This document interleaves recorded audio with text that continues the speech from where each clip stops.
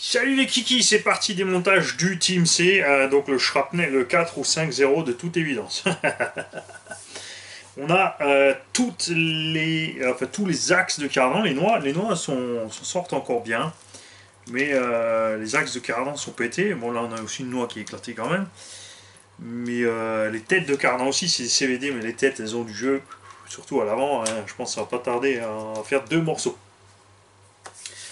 On va faire comme d'habitude, on va désosser en enlevant tout ce qui est sur la plaque de châssis pour faire tomber tous les éléments.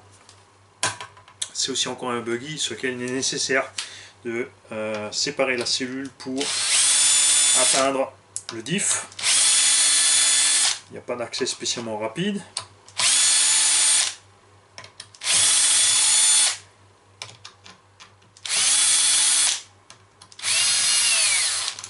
On verra l'étendue des dégâts. On verra avec le proprio combien il a investi là-dedans, si ça vaut le coup ou pas de s'amuser à changer tête de cardan et les axes.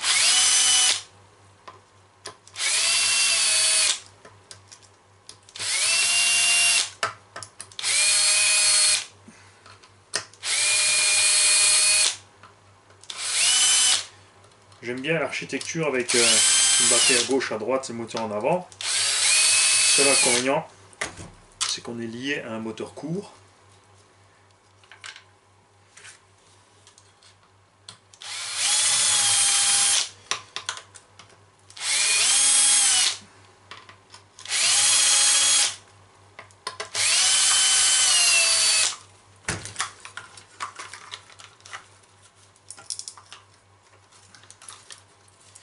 Alors, hop. On va voir si on peut sortir cette petite dernière facilement.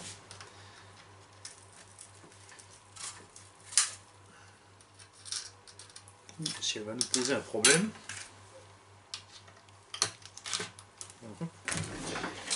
Ça sent pas bon, je vous le dis. C'est bon. Celle-là, c'est sûr qu'elle va valser direct à la poubelle. Évidemment, il y a un tas de pièces avec, mais comme j'ai vu rapidement quand on avait fait le unboxing, apparemment les pièces livrées avec sont déjà des pièces usées.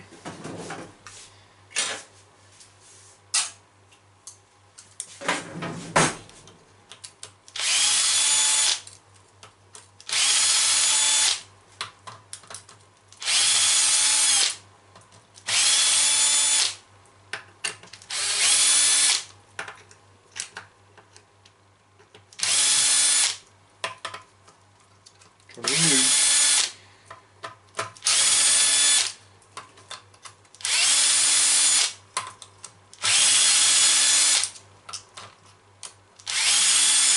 Il faut savoir que ce petit TR8 Pro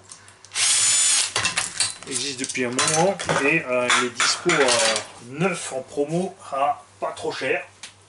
Je crois que je les ai vus à 240-250 euros. C'est vrai, quand je vois l'usure des noix de cardan et des machins, je me dis qu'il vaut mieux rester sur Obao. Parce que prendre un Pro, si c'est pour avoir tous les axes défoncés comme ça, c'est pas trop la peine. A voir après le prix des pièces de rechange, évidemment.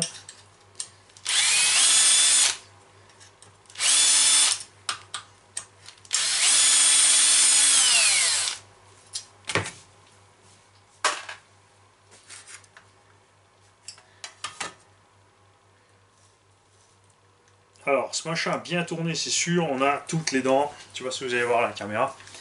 Évidemment, ça fonctionne encore, mais les dents des couronnes de diff sont bien pointues.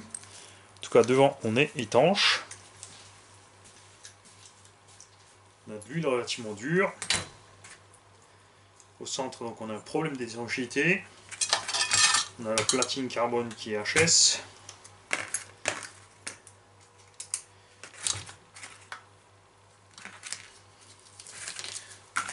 Tout ça par là.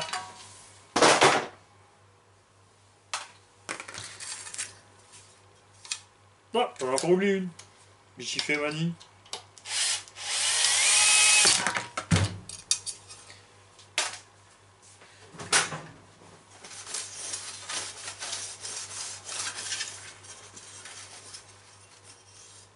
châssis encore droit.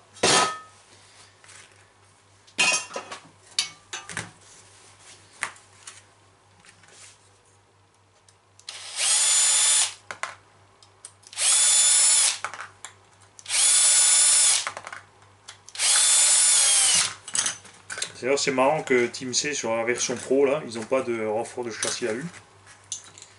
Ou alors c'était enlevé par le pilote précédent, parce que des fois on a besoin du flex du châssis. Au feeling c'est pas mal.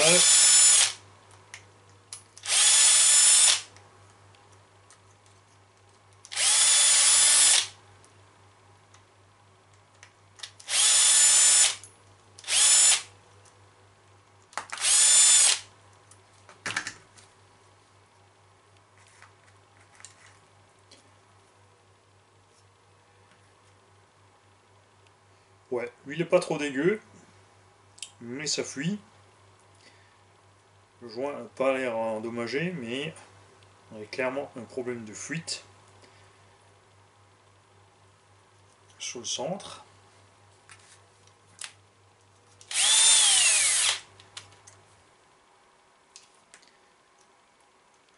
Alors des fois il ne faut pas grand chose, hein. Ah voilà, on a trouvé ce que c'est. On a une vis qui tourne dans le vide, donc pas de pression sur le joint, égale fuite.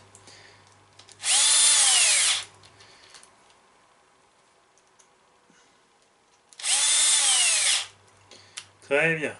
Alors solution simple. Ce sont des vis de 3. On va prendre un foret de 2,5.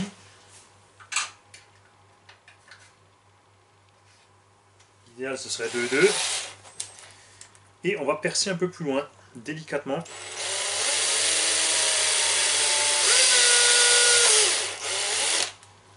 Et on va mettre une vis un peu plus longue, histoire d'avoir un peu de matière.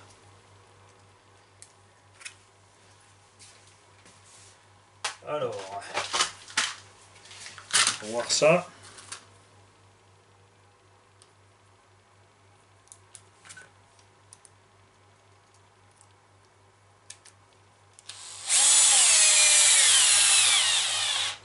Et hop, petite solution de secours. C'est pas mal.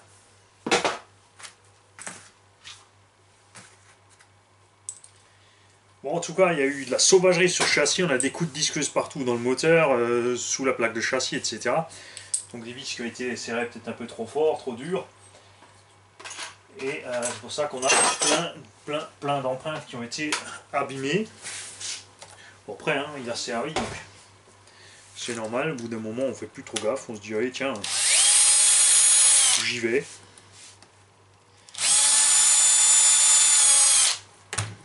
Les amortos, je vais les enlever pour pouvoir enlever tout simplement les espèces de chaussettes d'amortos, parce qu'il manque la moitié ou la moitié sont déchirées. On va plutôt toutes les enlever que de laisser la moitié. Ce sera moins laid. On peut aussi contrôler à l'avant, parce qu'en buggy on a souvent le souci à l'avant, avec les retournements on râpe le dessus des amortos, donc voir si c'est pas trop bouffé là-dedans.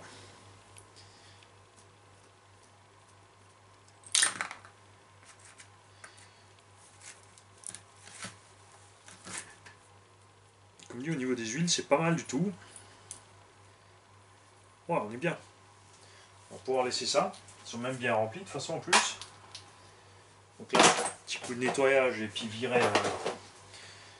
Moi, je suis pas fan des chaussettes d'amorto à cause de ça. En fait, tu as de la saleté qui rentre et elle reste dedans.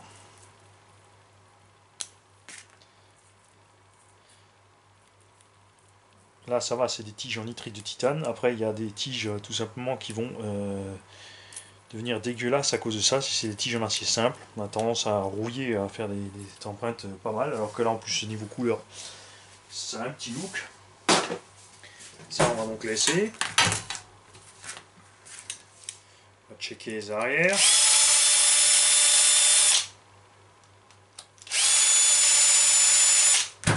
Et après, on va en venir au cardan. Pièces maîtresses qui ont de toute évidence un problème. Alors, au centre, on a de l'usure déjà bien, mais ça va. Par contre, c'est vrai que les axes, ils ont pris un sacré coup dans la tronche.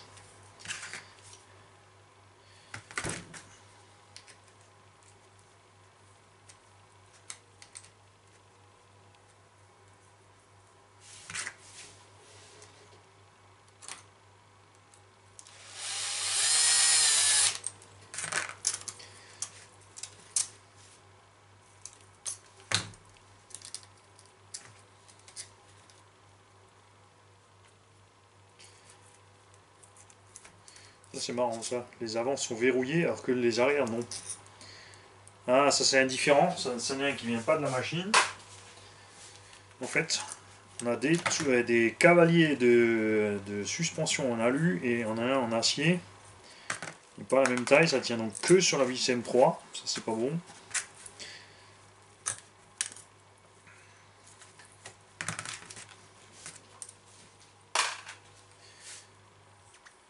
À l'arrière aussi, correctement rempli.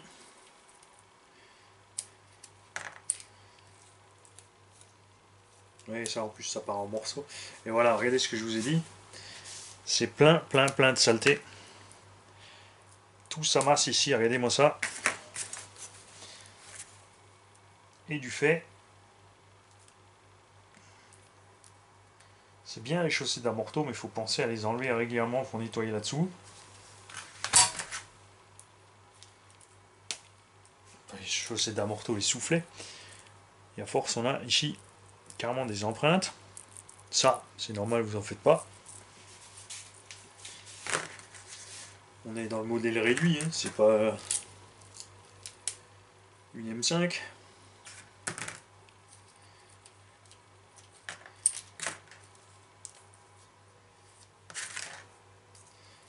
Là, pareil.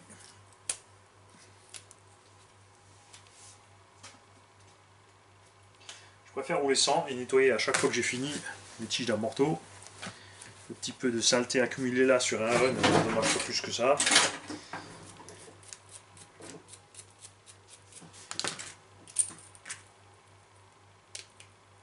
Hop. On va pas trop en faire sur cet engin vu l'état général des carnants et tout. On va attendre savoir où ça en est niveau prix. Tout ça, ça marche bien. Ah, et ça aussi, j'aime bien jouer avec les amortos. C'est clair.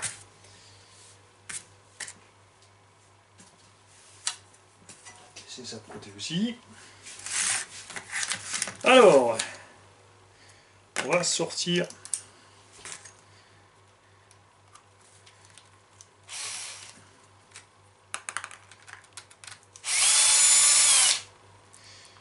quoique non, je ne suis pas obligé de passer par là. On va laisser ça dedans.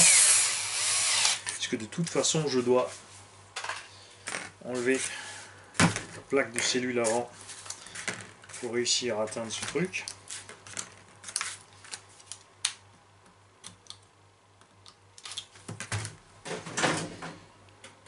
Microvis. Microvis US. Damned.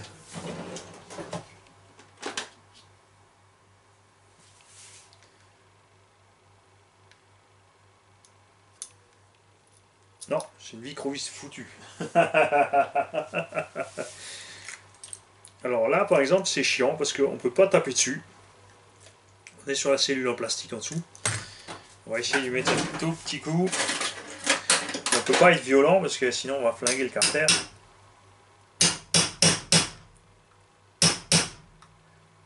Si on disque, on flingue le nez. Bon, c'est pas très grave, c'est un bout de Lexan, mais quand même. Pour une fois qu'on en a un entier.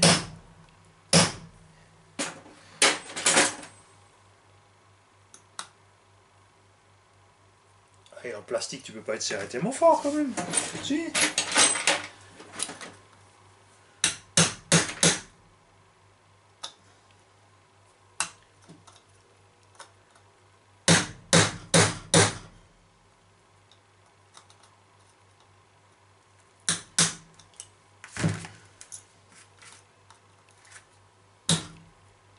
Yes.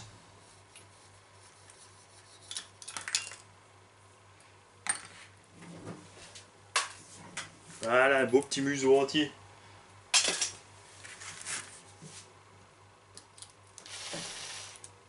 Oh.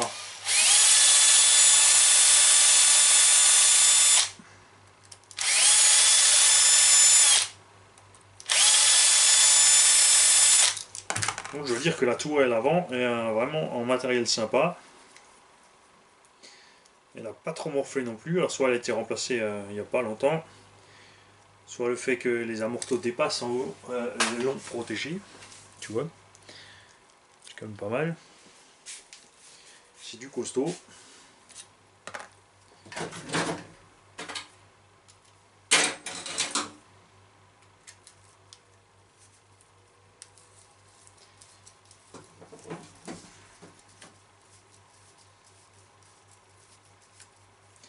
Bon, c'est pas son premier démontage. Hein.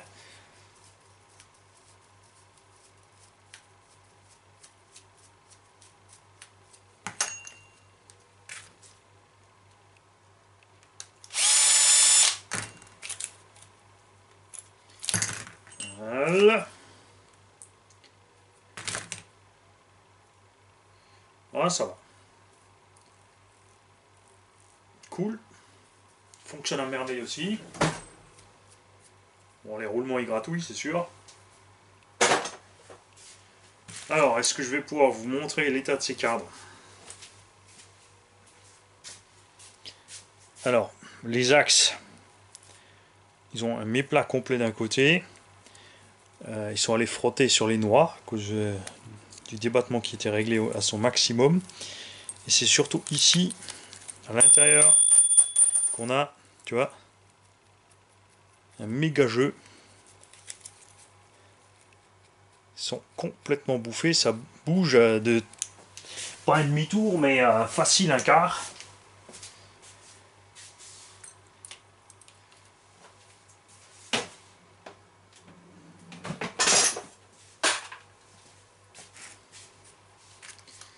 Et à l'arrière.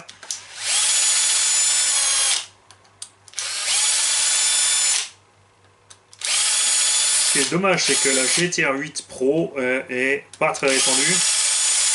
GTR 8 LE, la longue. Tout comme... Enfin, c'était au départ Ofna qui commercialisait ça. À l'arrière, là par contre, les dents ont déjà sauté. On a des traces de morsure. Ça a glissé par-dessus. Mais là, pareil, c'est bien huilé.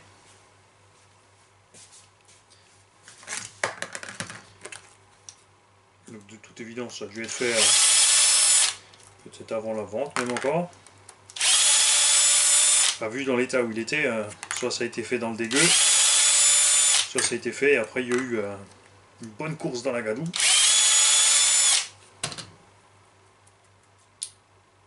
Non, c'est propre. C'est nickel. Ce véhicule a été entretenu au niveau des diffs et des suspects.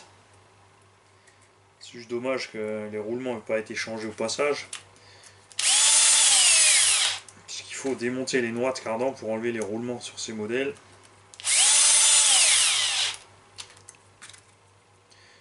Ça aussi c'est une drôle de mode des constructeurs là. Petite marche arrière au niveau des roulements. On remet partout des petits roulements à l'image de la S-Works. Soi-disant pour économiser du poids. C'est pas sur un pack de roulements que tu vas économiser des masses. Je te le dis.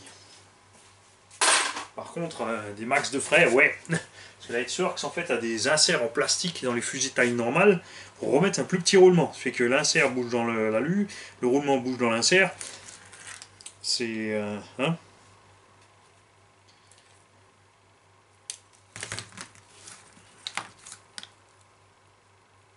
À l'arrière, ça va un peu mieux. Et les cardans aussi sont plus récents à l'arrière. De toute évidence. Ouais, les arrières ont dû être changés. Alors, on va voir dans le stock de pièces détachées qu'on a reçu avec cette machine. Qu'est-ce qu'on a de disponible au niveau des cardans. Pour voir si on peut sauver cette situation. Alors ça c'est des axes, mais des axes d'hexagone. Des vis de triangle. On a des chapes et des rotules. Tiens, voyons voir aussi chape rotule, ce que ça dit. Ouais, ça a du jeu, mais ça va. Après, c'est pas allé pour faire de la compète. Hein. Et encore, je suis sûr qu'on s'en sortirait.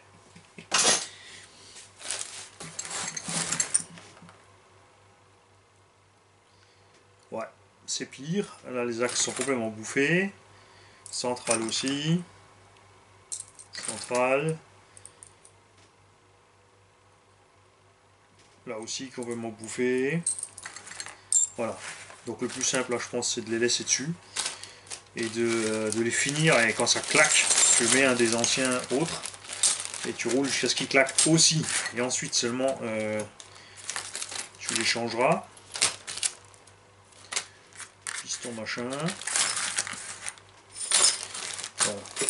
On a un tas de pièces, mais pas grand chose en fait. Ça servira pas vraiment. Le tour est en rab intact. Et c'est tout. Bon, moi je vais te contacter alors. Et tu vas me dire ce que tu veux faire. Donc, si on trouve ces pièces, si tu veux changer tes cadrans, ton kit de roulement. Ou si tu veux shrapneliser l'histoire. Moi je te conseille de shrapneliser. C'est-à-dire on remonte tout comme ça. Et tu roules jusqu'à ce que ça claque. Et tu changes juste ce qui a claqué et ainsi de suite.